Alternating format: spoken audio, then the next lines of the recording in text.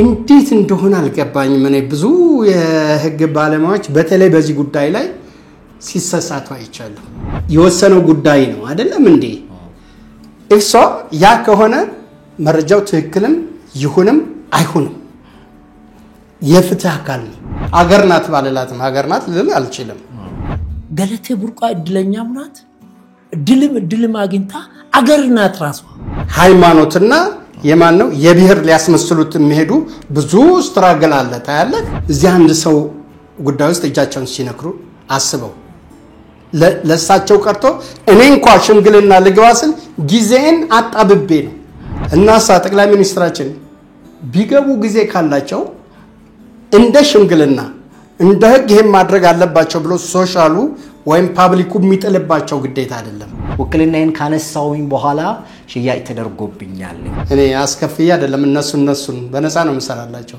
በነፃ ስለሆነ አይከብድባቸውም ይሆን ምናገረው አልገባኝም ልክ አካለ መጠን ያልደረሰ ይባላል አይደለም እድሜ ያልደረሰ ሰው አንዳንድ ሰው ላካለ ሚዲያ ያልደረሱ ሰዎች አሉ ግን እኔ በምን አይነት ዕውቀት እንደዛ እንደሚሉ ስሰማ ሁሉ ስትት ይለኛል ተወካዮች ምክር ቤት የበላይ ነው ተብሎ መጥቶ ፍርድ ቤት አይዳኝም እሳቸው ምንም ማድረግ አይችሉም አይነት የሚል አንድምታ አለው መሰለኝ እሱ ላይ ምንድነው ሐሳቡ አልከፋኝም ከዕውቀት ማነስ ስለሆነ ታግሼ ሰምቻለሁ ዶክተር ተሰስቷል ነው ያሉኛሉ ሰምቻቸዋለሁ ዝም ብሎ አንዱ ከመሬት ተነስቶ ጥቅም የሌለው ወይም መብት የሌለው ሰው ክስ ሊመሰርት አይችልም አንድ የማያቀኝ ሰው ነው ማንድነኝ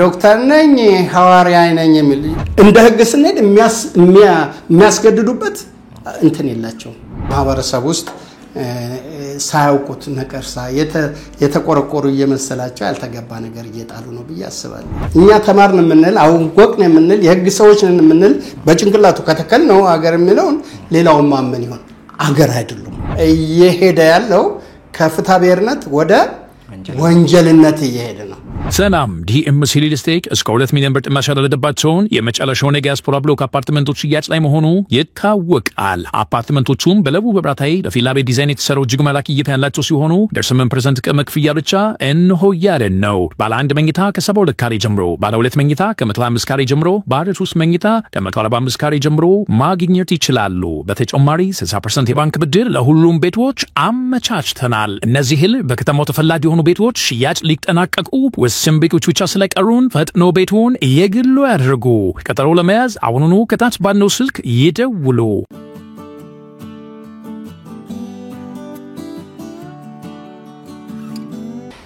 ሰላም ጤና ይስጥልን የተወደዳችሁ ያለታ ቤተሰቦች እንዴት ሰነበታችሁ እንግዲህ ሰሞኑን ከገለቴና ከአቶ ታደለ ጋር በተያያዘ በርካታ ሐሳቦች ስናነሳ ቆይተናል እኛም ብቻም ሳይሆን በተለያዩ ሚዲያዎች እንግዲህ ሐሳባቸውን እየቀረቡ መረጃዎችንም እያወጡ ወደ እውነቱ ለመድረስ የሚደረገውን ጥረት በዚህም በዛም መንገድ ለማሳየት ስንሞክር ነበር እንግዲህ እንደ ሚዲያ እንደምታውቁት ሚዲያ መሐከለኛ ነው የየትኛውም አካል ወገንተኛ አይደለም ስለዚህ በዛ ረገድ እንደማጠቃለያ ሊሆን የሚችል ከህጉ ጋራ በተገናኘ በተለይ ባለፈው ለታ ገለቴ ለሚዲያችን በላከችው ማስረጃ ላይ ተንተረሰን እንዲሁም ደግሞ አቶ ታደለም ከሌሎች ሚዲያዎች ጋራ ያደረገውንም ነገር ተመልክተናል ስለዚህ እነሱ ላይ ሐሳቦችና የማጠቃለያ የህግ ጉዳዮችን እናነሳለን ዛሬም ይሄን ጉዳይ ለማንሳት አንድ እንግዳ ይዘን ተሰይመናል ሐዋርያው ዶክተር ዘላለም አበበ ደራሲ ናቸው ከዛ ባሻገር የህግ ባለሙያና ጠበቃ ናቸው ከሳቸው ጋራ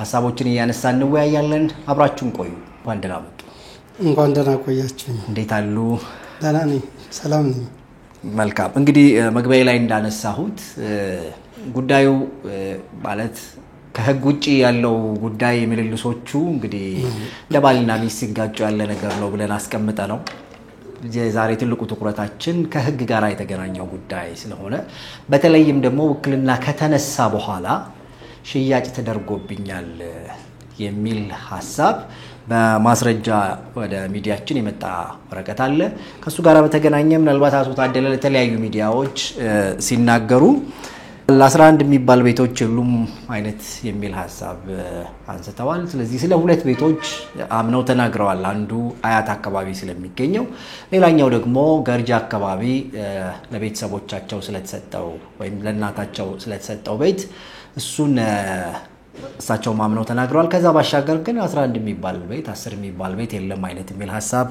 ሲናገሩ ነበር። ገለቴ በላከችው ማስረጃ ላይ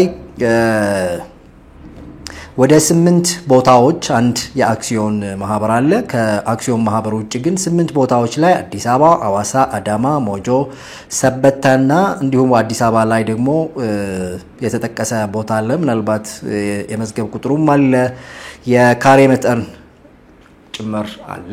ስለዚህ እነዚህ ቦታዎች ላይ በ2008 ዓመተ ምህረት ላይ ይሄን ነገር ገልጻ ያስቀመጠችበት ወይም ደግሞ ንብረቶቿ እንደሆኑ የተገለጸበት አለና 2009 ላይ ለፍርድ ቤት ጥያቄ አቅርባበታለች። ጉዳዩ ምን ብላ ነው ጥያቄ ያቀረበችው? ውክልናዬን ካነሳውኝ በኋላ ሽያጭ ተደርጎብኛል የሚል ሐሳብ አንስታለችና አንድ ሰው ውክልናው ከወረደ በኋላ ሽያጭ ማድረግ ይችላል በህጋችን? እንዴት ይታያል? ጥሩ እንግዲህ ሁለተኛ በዚህ ጉዳይ ሁለተኛ ጠርታችሁኝ ስገኝ ነው ደስ ያለኝ ነው። ግን እንትን ያልኩት ለምን ህዝቡን ሚዲያውን በጣም ያነቃነቀ ከዳር ዳር ህዝቡም ደግሞ ኮንሰርን ኖሮት በጣም የሚልበት ጉዳይ ስለሆነ ያንን ግልጽ ማድረጉ ጥሩ ነው። አልከፋኝም፣ ደስ ያለኝ ነው የመጣው። በመጀመሪያ ደረጃ ስናይ ስለ ሰዎች በህገ መንግስታችን 37 አንቀጽ 37 ሁሉም ሰው እኩል በህግ ፊት እኩል መብት አለው፣ እኩል ራሱን መከላከል ይችላል። ይሄ ሁሉም ሲል እንግዲህ ሰዎች የሚያዩዝ ላይ በተፈጥሮ ሁሉም ሰው እኩል ሁሉም ዜጋ እኩል መሆኑን ነው የሚያየው። እንግዲህ ከተፈጥሯችን ውጪ ሰዎች እንለያያለን፣ ልክ ነው። በራሳችን ላይ በመንጨምረው ሴት ልንለያይ እንችላለን። ይሄኛው ግን ያንን አይደለም ህገ መንግስቱ የሚያየው ሁሉም ሰው ማለት ነው። ይሄን በተመለከተ እንግዲህ መረጃን በተመለከተ ሰማለሁ ብዙ ጠልቄ ባልከታተልም በተለያዩ ሚዲያዎች አትሌት ገለቴ መረጃ አለኝ እያለች ነው። የተወሰነብኝም የተፈረደብኝም ነግባብ አልሆነም አይደለም ተበድያለሁ ነው የምትለው። የሷ ባለቤት አቶ ታደለም ደግሞ አይደለም ይላል። ሁለቱም መረጃ አለን ነው የሚሉት አይደለም? አዎ እንግዲህ አሁን እንግዲህ በጣም አስቸጋሪ ነው። አየህ ይሄ ሞብ ጀስቲስ የሚሉት ነገር በጣም ችግር ነው። አንተም አስተያየት ስትሰጥ ሚዛንን ሊያዛባብህ ይችላል። እያንዳንዱ ሰው የህግ ባለሙያ ይሄን ታስታውሳላችሁ። መጽሐፍ ቅዱስ ላይ በርባንን ፍታልን፣ በርባንን ኢየሱስን ስም ላርጋላቸው እንደገና ሪቫይዝ እንዲያደርጉ እሱንም አስቀለው አሉ። ኦኬ። ስለዚህ ህዝብ ብዙ ጮህለት ወይም ብዙ ጮህበት ማለት ትክክል ነው ብቻ እሱ ብቻ እንትን ተይዞ ትክክል ነው ማለት አይደለም። ይሄ ማለት ደግሞ ህዝብ አያስተውልም ማለትም ደግሞ አይደለም። ህዝብ ከተለያየ ብዙ ሰው እንደመሆኑ ከተለያየ አንግል ላይ ይችላል። ያ ብቻ ግን ለነገሮች እውነተኝነት ህዝብ አነሳው ተብሎ ወይም ህዝብ ጣለው ተብሎ የነገሮች እውነተኝነት በዛ ሊመዘን አይችልም እላለሁ እኔ። ይሄ ነው። መረጃን በተመለከተ ስንመጣ በመጀመሪያ ደረጃ በፍትሐብሔር ስነ ስርዓት ህጋችን 33 ላይ አንድ ሰው ክስ 33 ንዑስ ቁጥር 3 አንድ ሰው ክስ ለመመስረት በዛ ጉዳይ ላይ ጥቅምና መብት ያለው መሆን አለበት። ዝም ብሎ አንዱ ከመሬት ተነስቶ ጥቅም የሌለው ወይም መብት የሌለው ሰው ክስ ሊመሰርት አይችልም። ይሄ እንዲሁ አጠቃላይ ለተመልካቾቻችን ፍንጭ ይሆን ዘንድ እንደ ቦነስ ፎርዋርድ ለማድረግ ነው። ነገር ግን ይሄንን መረጃም በተመለከተ እንዴት እንደሆነ አልገባኝም። እኔ ብዙ የህግ ባለሙያዎች በተለይ በዚህ ጉዳይ ላይ ሲሰሳቱ አይቻለሁ። በነይታ እነሱም ደግሞ ኖ ዶክተር ተሰስቷል ነው ያሉኛሉ። ሰምቻቸዋለሁ። ምንድነው ስተታቸው? ስተታቸው እዚህ ፍትሐብሔር ስነ ስርዓት ህጋችን አንቀጽ 5 ላይ በሙሉ ከ1 እስከ 4 የቀረባለ አየክ ምንድነው የሚለው? ከዚህ በኋላ ፍርድ ቤቱም እንደገና ማየት ይችላሉ የሚሉ አሉ። ሪቫይዝ ማድረግ አለበት። ክቡር ጠቅላይ ሚኒስትሩ እንደገና ይሄንን ኮሬክሽን መስጠት አለባቸው። የተለያየ አስተያየት ነው የሚሰጡት። በመጀመሪያ ደረጃ ህጉ የሚለውን እኔ ከዛ አስተያየቴን እቀጥላለሁ። ይሄ የፍትሐብሔር ስነ ስርዓት ህግ አንቀጽ 5 ላይ ነው እያነበብኩ ያለሁት። ቁጥር 1 እንዲህ ይላል። በህግ ስልጣን የተሰጠው ማንኛውም ፍርድ ቤት ክርክሩን ተቀብሎ የመጨረሻ የፍርድ ውሳኔ ከሰጠ በኋላ ቀድሞ በፍርድ የተወሰነን ክርክር ስለ ነገርና የተያዘው ጭብጥ አንድ አይነት ከሆነ በክርክሩ ላይ የነበሩ ወይም ከተከራካሪዎች መብት ያገኙ ሶስተኛ ወገኖች በዛ ነገር ሁለተኛ ክስ ወይም ማንኛውንም አይነት ሌላ ክርክር ለማቅረብ አይችሉም። 1 ልቀጥል 2 ላይ በቀድሞ ክርክር አሁን በዚህ በእህታችን አትሌት ገለቴ ጉዳይ የሚቀርበውን ሙሉ በሙሉ የሚሰካ እዚህ ላይ የሚወድቅ ነው። በዚህ ህግ ላይ የሚወድቅ ነው። በቀድሞ ክርክር ላይ የማስረጃ ወይም የመከላከያ ወይም የመቃወሚያ መሰረት መሆን ያለባቸው ይገባቸው ነበረ ወይም ለመሆን ይችሉ ነበረ የሚባሉ ነገሮችና ምክንያቶች ሁሉ ለስረ ነገሩ መሰረት በመሆን ከቀድሞ ውሳኔ ጋር ተቀላቅለው እንዳለቁ የሚቆጠሩ ናቸው። እነዚህ መረጃዎች ይቅረቡ ቀርበው ነበር ከተባለ ቀርበው ነበር ወይም መቅረብ ነበርባቸው ከተባለ ሳይቀርቡ ቀርተው ነው እንጂ ከተባለ ከውሳኔ በኋላ ኖ ሞር ኖ ሌስ አልቋል። እዚህ ላይ ጉዳያቸው ነው እያለ ያለው። ስለዚህ ቢቀርብም ከዚህ በኋላ ፋይዳ የለውም። ዴፊኒትሊ እኔ አሁን ወይዘሮ ፍሬ የምትባል የአትሌት ዋሚ ቢራቱ ናቸው። በጣም እድሜያቸው የገፉ ቅድም እንትን እያልን ነበር። ጠበቃው እንትኑን አላቀረበም። ምንድነው ካርታውን ሳያቀርብ ቀርቶ ከታች ተፈረደ በይግባኝ ሰበር ከመግባቱ በፊት ያልኩት ነገር ነበረ። እኔ አስከፍዬ አይደለም እነሱን በነፃ ነው መሰራላቸው። በነፃ ስለሆነ አይከብድባቸውም ይሆን የምናገረው አልገባኝም። እና ያ በፍጹም ቀድሞ ኮሬክሽን ይሰጥ ያልኩ ነበር። ሰበርም ወሰነባቸው። ስለዚህ በጊዜው ማስረጃ ነው ተብሎ የታሰበው ነገር ካልቀረበ በኋላም ቢመጣ ዋጋ የለውም። ከውሳኔ በኋላ ዋጋ የለውም። certain exceptions አሉ። አሁን ይሄን ልጨርስልህ መጀመሪያ። ሁለተኛውን አንብቤልሃለሁ። ሶስተኛ በቀድሞ ክርክርና ሙግት ላይ በግልጽ ዳኝነት ተጠይቆበት ጥያቄው ተቀባይነት ሳያገኝ ያለፈ እንደሆነ በዚህ ቁጥር አግባብ የተጠየቀው ዳኝነት እንደተከለከለ ይቆጠራል። በቃ በፊት ካልተቀበለ አሁንም ውድቅ እንደሆነ ነው የሚቀጥል። አራተኛውን ቁጥር ላንብልህና ላጠቃለው። ማህበራዊ ወይም ግላዊ መብትን መሰረት በማድረግ ብዙ ሰዎች በቅን ልቦና ክስ አቅርበው የተከራከሩ ሲሆን በመብቱ አግባብ ያላቸው ሌሎች ሰዎች በክርክሩ ውስጥ ተካፋይ ሳይሆኑ ቢቀሩም እንኳ በዚህ ቁጥር አግባብ በክርክሩ ከገቡት ሰዎች ላይ መብት እንዳገኙ ይቆጠራል። አሁን እንግዲህ ትላልቅ የህግ ሰዎች ናቸው፣ ጠበቆች ናቸው፣ ብዙ ዓመት የሰሩ ብዙ የማከብራቸው ሰዎች ናቸው። እኔ ክብራቸውን አልነካም። አንዳንዶች ግን እኔ ይገርመኛል። ልክ አካለ መጠን ያልደረሰ ይባላል አይደለም? እድሜ ያልደረሰ ሰው አንዳንድ ሰው ለካለ ሚዲያ ያልደረሱ ሰዎች አሉ።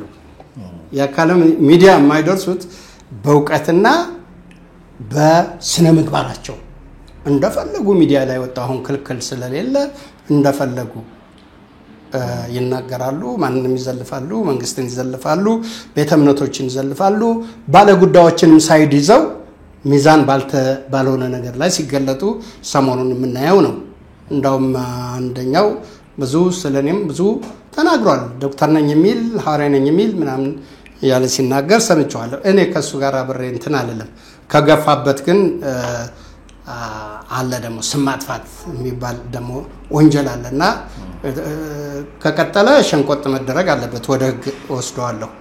አሁን ግን አልከፋኝም፣ ከእውቀት ማነስ ስለሆነ ታግሼ ሰምቻለሁ።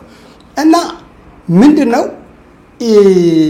ሰው ከመናገሩ በፊት አሁን መረጃ ሳይዝ የሚናገራቸው እንኳንስ በሚዲያ አይደለም በግል ለግለሰብ እንኳን የሚደረግ ነገር ከፍትሐ ብሔርነቱ አልፎ ወደ ወንጀልነት ይሻገራል። እህታችን ገለቴ የተናገራቸው ሁለቱም መረጃ አለን ነው። እኔ በበኩሌ ያየሁት ነገር የለም። አይወዛፕ ክፍቶኜ ሁላችሁም ብታመጡ ልንመለከት፣ ልናማከር፣ ልንሸመግል ብለን ቁጥራችንንም አስቀምጠናል። እህታችንም አልመጣችም፣ ወንድማችንም አልመጣም። ብቻ በሚዲያ ሲናፈስ ነው የምንሰማው። ይሄም ያሳዝን ነው። አሁን እነዚህ ሰዎች የገንዘብ አይደለም ፍቻ አልቋል አይደለም እንዴ? የንብረት አይደለም ችግራቸው? ንብረት ማለት ደግሞ ፍትሐ ብሔር ነው። ነገር ግን አሁን እየተሸጋገረና እየሄደ ያለው ከፍትሐ ብሔርነት ወደ ወንጀልነት እየሄደ ነው።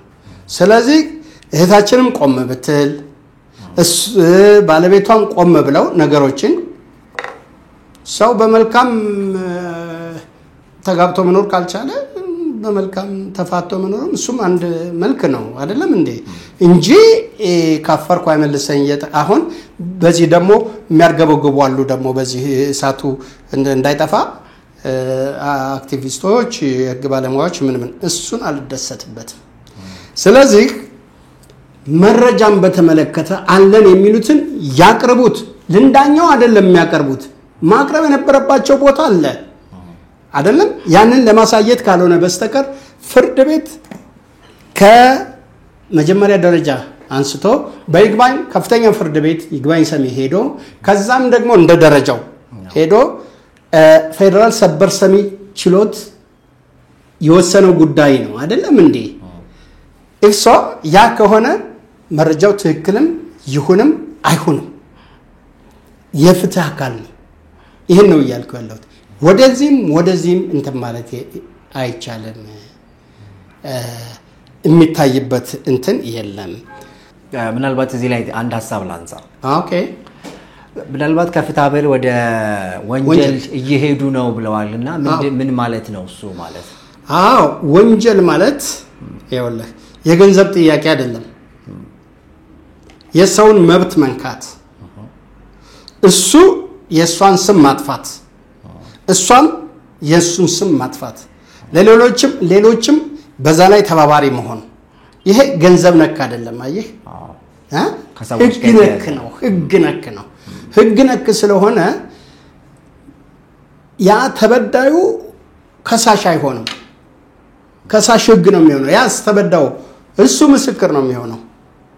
ወንድማችን ታደለ ያላግባብ የታችን ገለቴን ስም እንትን እያለ ከሆነ እያጠፋ ከሆነ እሷ ምስክር ትሆናል። ከሳሽ ህግ ነው የሚሆነው። ቅጣቱም ይለያል። በማነው ስሙ ነው በስር ሊሆን ይችላል። እንደ ታየው ዳኝነት እሱ ውስጥ አልገባም።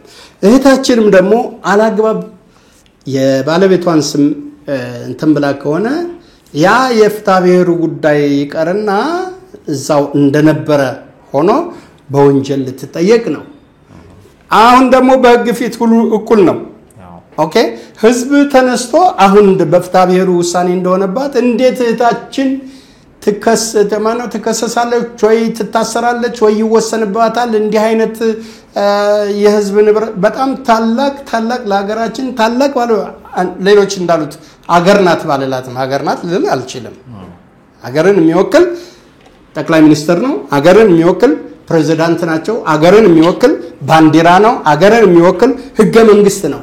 ግን እኔ በምን አይነት ዕውቀት እንደዛ እንደሚሉ ስሰማ ሁሉ ስክትት ይለኛል። እንደው በአባባል ልናስበው እንችላለን። አይ በአባባልማ ሚዲያ ላይ መውጣት የለበትም። አይ ለምሳሌ way of saying ሆኗል አይደል? ለምሳሌ ሀገርን ወክለው የሄዱ ሰዎች በጣም ከሰሩት ስራ አንፃር እንደው እንደ ሀገር ናቸው ይባላል። አንተ እንደሱ በለው አንተን አነካበት ከህግ አንፃር ማለት አይደለም፣ እንዲሁ በአባባል በለመድ ነው ማለት ነው እንጂ ሀገር ናቸው ነው እኮ እያሉ ያሉት ብዙዎች ሀገር ናቸው። ማን ነው ዶክተር ጥላሁን ገስ እነ በሙሉ የተነሱ እነሱ ሰዎች አገር ናቸው ነው የሀገር ትልቅ እንቁ ናቸው። በጣም እኔ የምምለው መስማማን ነው። አገር ማለት እንዴት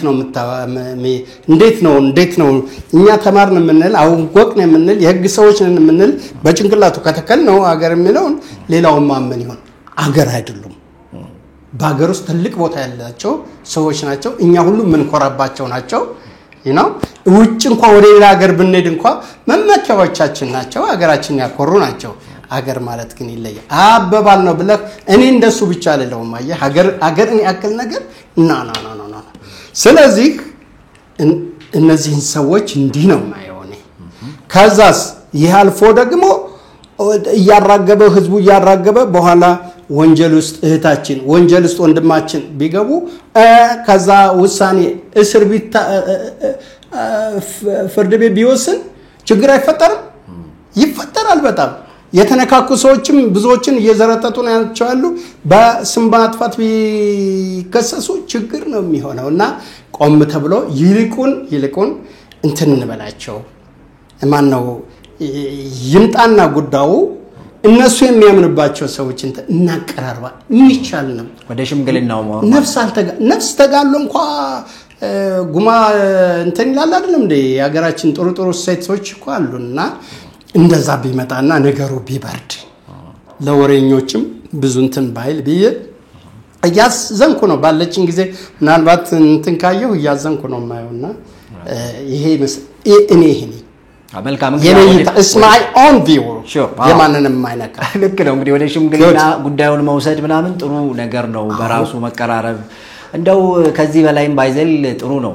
ምክንያቱም መወነጃጀሉ ምናምኑም ከሚዲያ ባሻገር እነሱ ጋር ሰላም ካልፈጠረና አሁን እኮ ተመልከት ጭራሽ ክፍተቱን አስፍተውት የሃይማኖትና የማን ነው የብሔር ሊያስመስሉት የሚሄዱ ብዙ ስትራግል አለ ታያለህ። ይሄ የሚያሳዝን ነው። በጣም የሚገርም ነው። ከቀጠሉ ደግሞ በጣም ማን ነው ስሙ ይላል ፍራክቸር ክፍተቱ እየበዛ ስለሚሄድ ሌሎችም በዛ ዙሪያ ሊኮለኩል ነው። እኔ በዚህ መጥቶ ኦርቶዶክስ ሊልህ ነው፣ ይሄኛው ጴንጤ ሊልህ ነው፣ ያኛው ሙስሊም። ይሄ በጣም የከፋ እነዚህ ሰዎች በማህበረሰብ ውስጥ ሳያውቁት ነቀርሳ የተቆረቆሩ እየመሰላቸው ያልተገባ ነገር እየጣሉ ነው ብዬ አስባለሁ። መልካም። ሌላኛው ጥያቄ እንግዲህ ጠቅላይ ሚኒስትሩ ሚኖራቸው ሚና ምን ሊሆን ይችላል የሚለው ሐሳብ ይነሳልና ጠቅላይ ሚኒስትሩ ቅድም ያነበቡልኝ ላይ እንግዲህ እሳቸው ምንም ማድረግ አይችሉም አይነት የሚል አንድምታ አለው መሰለኝ። እሱ ላይ ምንድነው ሐሳቡ? አዎ ብያለሁ። ይሄንን የጠቅላይ ሚኒስትሩን እንትን ክብርም ስልጣንን መንካታ እንዳውም ማጉላት ነው በኔ እምነት። ለዚህ አይደለም ቦታው። ጠቅላይ ሚኒስተር ማለት እኮ ይሄን ሁሉ ስንት ሚሊዮን ነን 120 ምናምን ንገል ሚሊዮን የሚወክል ሰው ናቸው አይደለም እንዴ? ጥሩ አንደኛ ጊዜስ ከዛን እነሳ በኋላ ወደ ህጉ ለመጣልህ ነው። ገባ? ለአገራችን ያለችበትን ትርምስ ታያለህ፣ ያለውን ሶሻል ኬዎስ ታያለህ። እዛ እንግዲህ እዚህ አንድ ሰው ጉዳይ ውስጥ እጃቸውን ሲነክሩ አስበው ለሳቸው ቀርቶ እኔ እንኳን ሽምግልና ልግባ ስል ጊዜን አጣብቤ ነው። ታይዋለህ? አንድ ዜጋ ኢማጂን ልምጣልህ ወደ ህግ እንምጣ። ወደ ህግ ስንመጣ ህጉ 3 ዘርፎች አሉ ብያለሁ። ከዚህ በፊት ተናግሬያለሁ። አሁን አንዳንዱ anyhow ያንን ልተውና ከተለያየ ሞቲቭ ነው ይሄንን እንዴት ዶክተር እንዴት ይሄን ይላሉ የሚሉት አንዳንዱ ካለማወቅ ነው። አንዳንዱ ደግሞ ከተለያየ ሞቲቭ ነው። ሞቲቭ ደግሞ ተንኮልም የተቀላቀለበትም ነው። ግልጽ ነው። የፓርላማው አለ ፓርላማው የሚያደርገው ነገር ተወስኖለታል በህገ መንግስት። ምንድነው የሚያደርገው? ህግ አውጪ ነው። no more no less ከዚህ የተለየ አይደለም። ጉድ እሺ ፍርድ ቤቱስ ህግ ተርጓሚ ነው። ያ የወጣው ህግ አፈጻጸሙን የሚወስን ነው። ተወካዮች ምክር ቤት የበላይ ነው ተብሎ መጥቶ ፍርድ ቤት አይዳኝም። ሚናቸው የተለያየ ነው። ሚኒስትሮች ምክር ቤት ደግሞ ጠቅላይ ሚኒስትራችን የሚመሩት ያንን አስፈጻሚ ናቸው። ግልጽ ነው። ኦኬ እንደሱ ከሆነ በየትኛው ክፍተት ነው ሊመጡ የሚችሉት? በሽምግልናና ሶሻል በሆነው ነገር የቀደሙትም ሟቹ ክቡር ጠቅላይ ሚኒስትር መለስ አድርገውታል እየተባለ ነው የምንሰማ። በአትሌት ሻለቃ ደራርቱ እንትን ያ ኖ ቢል ሰውየው ይቅርታ አድርግልኝ ኖ ጠቅላይ ሚኒስትር none of your business ይሄ ነገር የሰው ጉዳይ አይደለም ፍርድ ቤት ይዳኘናል ቢል እጃቸውን ሰብስበው ባሉ እንግዲህ ምን ይደረግ ደራርቱ ጠነከረ ባለቤትሽ ከሚል በስተቀር እንደ ህግ ስንሄድ የሚያስገድዱበት እንትን የላቸው። ግን በአገራችን እንኳን ጠቅላይ ሚኒስትር ሽማግሌ ታላቅ ወንድም እንኳን ይፈራል ይከበራል መሆንም አለበት። ያ ሰው ያደረገው ትክክል ነው። ደነገጠ አሉ ስልኩን ጣለ። እኔም አንተ ምን ሆኖ ነው እንትን ቢል ከዛ በል እንደሱ አይደለም አሉ እሳቸው ግማሽ ይሻለ በቃ ሄደዳይስ ግልጽ ነው። አሁን ይሄንን አመጣን ወደ በህግ ውስጥ ኢምፕሊመንት እዛ እናርገው ብንል በህግ ህጉ ምንም ክፍተት የለውም። ይሄ የለውም በፍጹም ነው። አሁንም እንኳን ጠቅላይ ሚኒስትሩ ነው ማለት አፖስትል ዘላለም ጉዳዩ ቢመጣልኝ ቀላል አይደለም። የሌሎችን ሁሉ እንትን ይያል የነሱ ኬዝ ቢመጣ እንዳውም ደስ ይያለኝ ነው መሸነገል እናሳ ጠቅላይ ሚኒስትራችን ቢገቡ ጊዜ ካላቸው እንደ ሽምግልና እንደ ህግ ይሄን ማድረግ አለባቸው ብሎ ሶሻሉ ወይም ፓብሊኩ የሚጥልባቸው ግዴታ አይደለም ወይም የሚጠብቅባቸው አይደለም ነው ያባባል እንጂ የሳቸውን እንትን ማሳነስ አይደለም። ምንና አይነት ሚሊዮኖችን እየመሩና እያስተዳደሩ ሃውካን ይሄን ማለረዳ ግፍ ሰው አይደለም። እንዳውም ያልተረዱ ይሄንን ሞር ለጥጠው ያልተገባ ትርጉም የሰጡትን ነው ብዬ ነው የማስበው። ይሄ ነው ይሄን ያልኩበት ምክንያት ይሄ ነው። እህታችን አትሌት ገለቴ አለኝ የምትለው መረጃ አለ እንደው እንዳለ አስቀምጠን የፍርድ ቤቱ ውሳኔ ነው እስከዛ ይደረሰ ግን እኒ ብንል እንኳን አለኝ ከምትል በስተቀር ያቀረበችው የለም። ወደ ባለቤቷም ብንመጣ አለኝ ከሚል በስተቀር ያየነው ነገር የለም። እኛ ብዙዎች ሚዲያ ደግሞ ያው ሚዲያ ስለሆነ ብዙሃን ስለሆነ ተናግሮ ሙልጭ ይላል የተናገረው ከዛ ማንንም አይከብ ወይ ጎድ ምናምን ብሎ የራሱን ጃጅመንት ሰጥቶ ይሄዳል። ግን አልታየም። ስለዚህ እናንተ ማድረግ አለባችሁ ብዬ የማስበው ቢቻል ሁለቱንም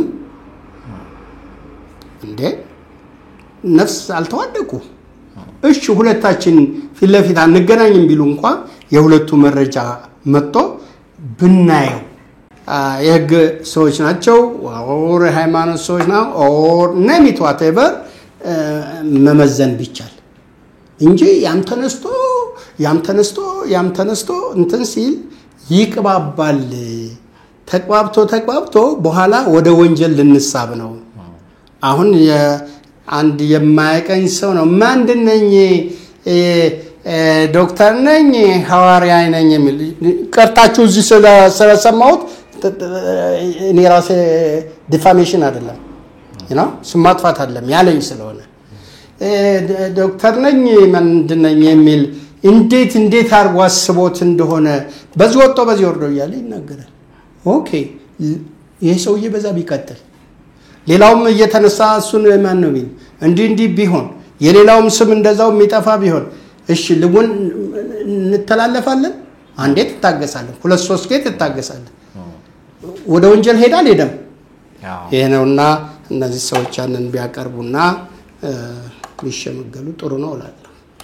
መልካም እንግዲህ ከነሱ ጋር በተገናኘ እንዳሉት ነው በተወሰነ መንገድ ነው እንደው ለማስረጃ አርገው በአንድ በታቸውም ሲያወሩ የነበረው እንጂ በምንድነው በወረቀት ደረጃ ወይም ደግሞ ህጋዊ ሰነዶችን በማምጣት ደረጃ ያቀርቧቸው ይሄ ነው የሚባል ማስረጃዎች የሉም። ያው ቅድም በገለቴ በኩል ካልቻሉ መናገር አይችሉም።